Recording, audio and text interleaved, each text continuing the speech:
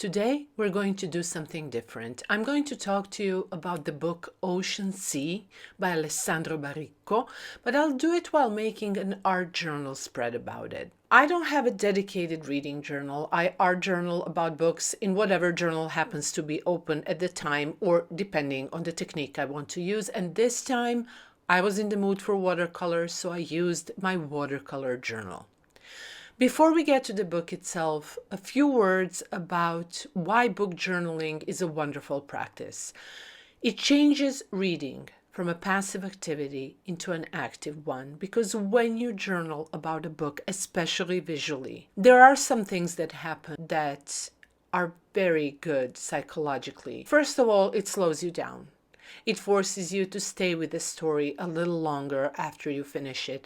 So it's not mere content consumption. Sometimes it feels when you're watching Book Talk or BookTube that reading is a competition and not something to be enjoyed. And I believe that art journaling or book journaling forcing you to slow down, forcing you to stay with the story a little longer after you finish it, it makes you remember it more. It makes you understand it better. You don't just finish a book, you digest it. You process emotional material, because some books are hard hitters emotionally, and writing about them or making art about them gives those reactions a place to go.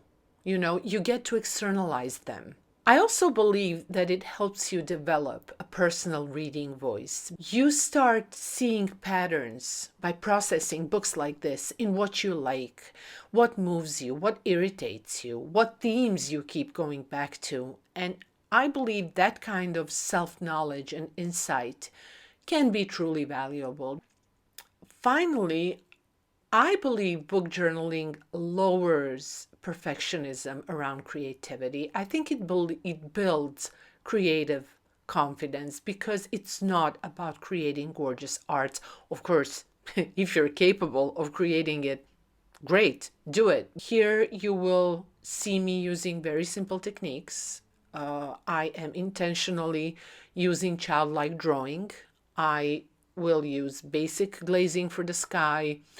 I will drop a little water into the wet watercolor of the waves to create some texture, but there's nothing fancy about it, unlike this book, which is very fancy. But I chose to do a childlike piece of art or spread because there are some quirky, adorable, quite precocious children in Ocean Sea, and I felt like painting from their perspective. But you do not have to paint. It can be collage, writing, anything you want. You will definitely see me do all of that in future videos.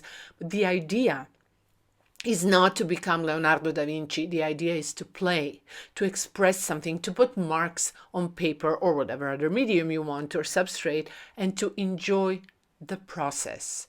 This is not for an art show, it's for you. Now, to the book.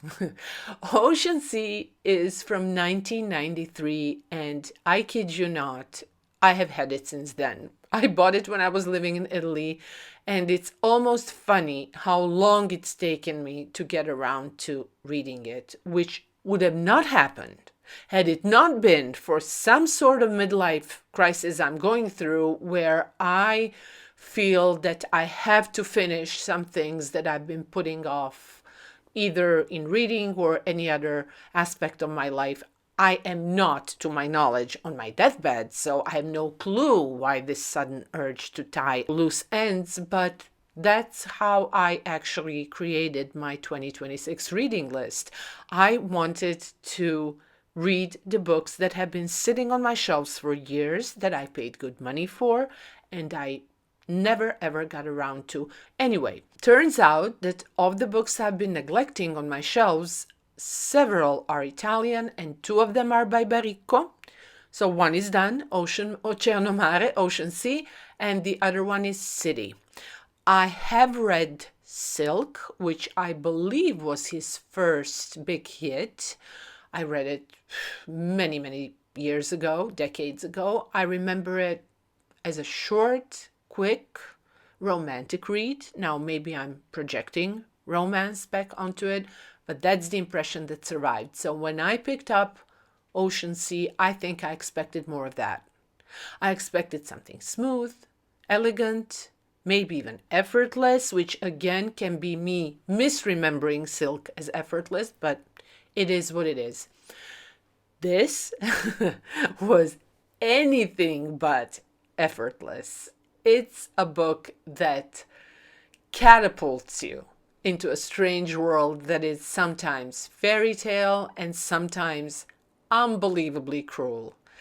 And a book that does nothing to make itself effortless. Nothing. Now, most of it takes place at the Almayer Inn, a remote seaside inn that's run by children, which already tells you it's not a realist novel. And the name Almayer Inn is actually a reference to Joseph Conrad. That was his first novel, Almayer's Folly, which I did not read, but I knew the name. So I looked it up, and basically the protagonist ends up at the literal and psychological edge of the world before his life collapses. Baricco doesn't only borrow the name, he also borrows this concept because it's a story about people stranded at this Almayer Inn at the edge of the sea, confronting their pasts, looking for a future. This small group is all made of people who are broken in a specific way. And each person is hoping that the sea will do something to them, that it will heal them, erase them, remake them, or at least give them a better air to breathe. But they all hope that the sea will take away something, take away what is ailing them.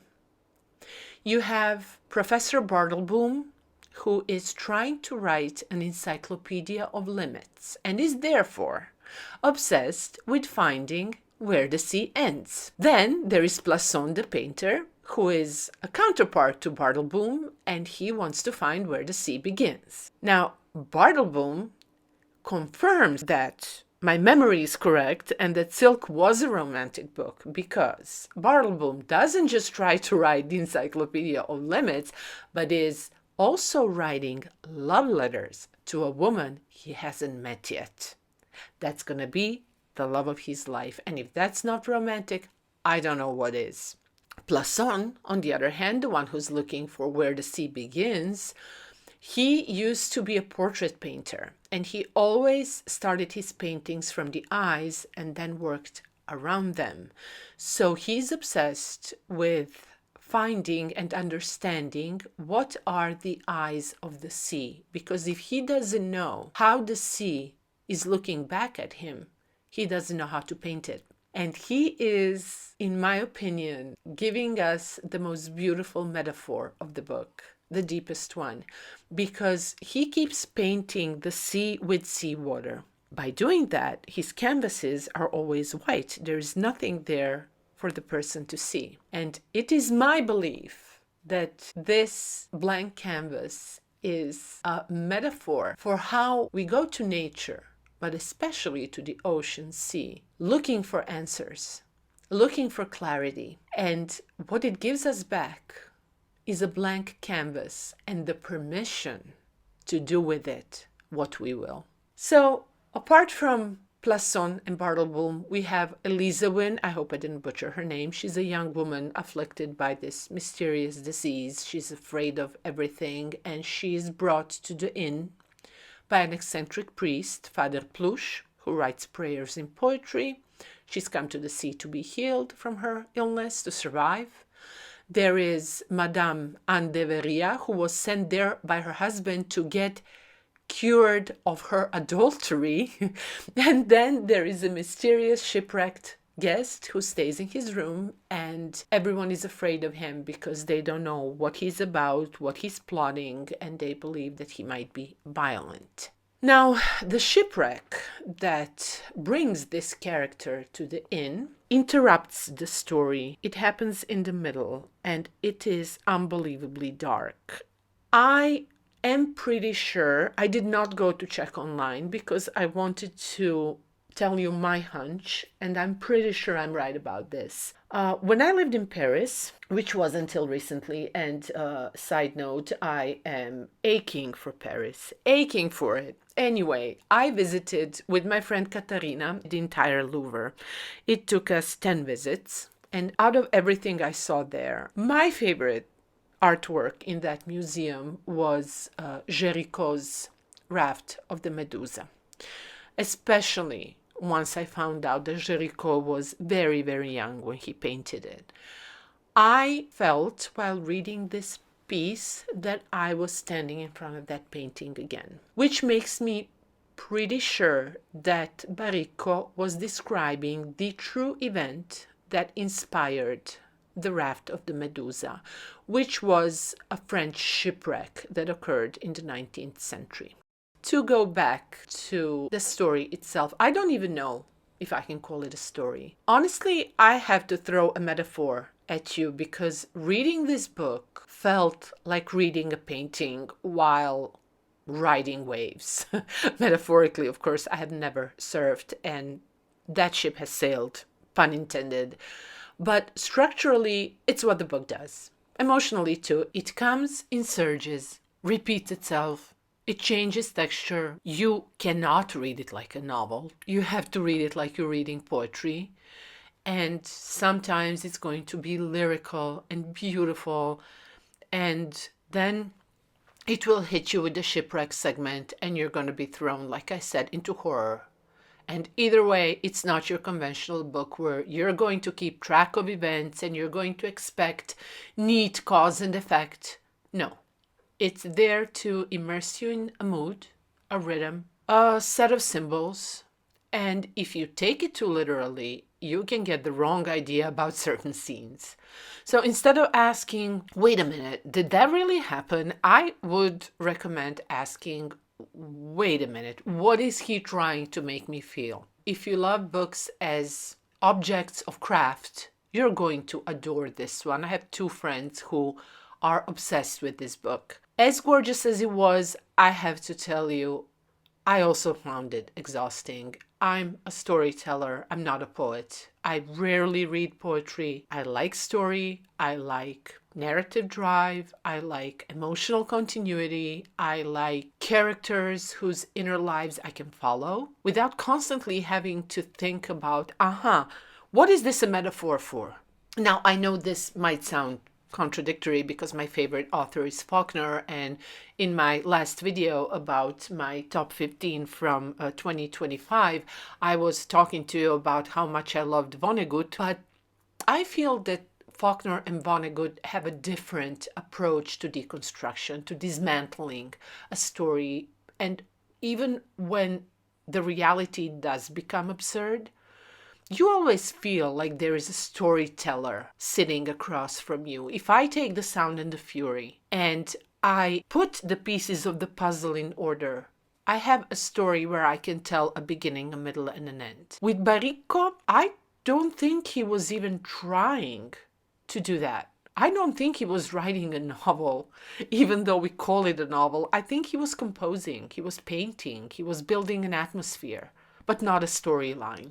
To be clear, I have enormous respect for what he did in this book. The language is gorgeous. The symbolism is spot on. All the characters come to the sea so it could take something away from them. The illness, the adultery, the doubts, the pain they feel. But instead, it forces them to face what they brought, and that is genius. To end this video, I want to read the quote that I chose for my journal spread. The sea. It seemed like a spectator, even silent, even complicit. It seemed like a frame, a setting, a backdrop. Now I look at it and I understand. The sea was everything. I see it dancing around me, sumptuous in an icy light, a marvelous, infinite monster. And in Italian it sounds like this. Il mare sembrava uno spettatore, perfino silenzioso, perfino complice. Sembrava cornice, scenario, fondale.